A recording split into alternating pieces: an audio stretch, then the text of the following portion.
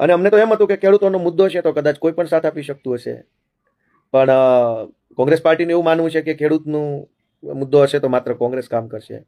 ભાઈ કોંગ્રેસના મિત્રો, અમે તો રાજકારણમાં આવ્યા એને જ 5 વર્ષ થયા. અમારી આખી પાર્ટી તે હજુ ચિત્રમાં આવી, રાજકીય રિલેવન્સમાં આવી એને 5-7 વર્ષ થયા છે. આપ શ્રીમાનો તો બધા 30 વર્ષથી ગુજરાતમાં વિરોધ પક્ષની ભૂમિકામાં છો. ક્યારેક કંઈક તો તમે તે ખેડૂતોનું કલ્યાણનો કંઈક વિષય મજબૂતીથી મૂક્યો હોત તો આજે અમારી જેવા લોકોએ ક્યાં રાજકારણમાં જ આવવાની જરૂર હતી. તો અમે કોઈ વાદ વિવાદ નથી, અમારે કંઈ જાનમાં કોઈ જાણે નહીં, વરાજાની ફઈ બનવું નથી.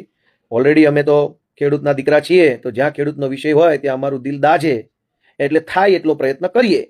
બોલી શકાય ત્યાં બોલીએ, લડી શકાય ત્યાં લડીએ, જઈ શકાય ત્યાં જઈએ, આશ્વાસન આપી શકાય ત્યાં આશ્વાસન આપીએ, પત્ર લખી શકાય ત્યાં પત્ર લખીએ, રૂબરૂ રજૂઆત કરી શકાય ત્યાં રૂબરૂ રજૂઆત કરીએ, વિધાનસભામાં બોલી શકાય તો વિધાનસભામાં બોલીએ.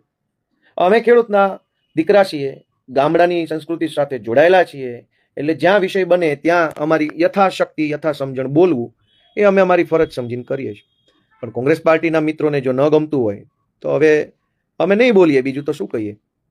એટલે હું ખેડૂતનો કાલે વિષય હતો, ખેડૂતો સ્વયંભૂ જોડાય છે, ખેડૂતો પોતે પોતાના મુદ્દાને લઈને આગળ આવી રહ્યા છે, ત્યારે અમને એમ થયું કે ચલો જોડાઈએ. તો કોંગ્રેસના મિત્રો તો બોલે તૈયાર ભાણે આવી ગયા, ભાઈ નહીં આવીએ, જાઓ ભાણું તમે લઈ જાઓ, ખાઈ જાઓ, મજા કરો, બસ ભગવાન તમને 100 વર્ષ ના કરે. ખેડૂતોનું ભલું જ થતું હોય તો ભાણું તમારું ને બધું તમારું, જાઓ લઈ જાઓ. આમાં ક્યાં અમારે આવીને ખાતે કરાવી લેવું છે આખું ખેડૂત આંદોલન?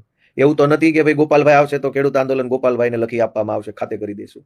કેવી વાત ને કેવો વિચાર છે, જરાક તો વિચારો બોલતા પહેલા.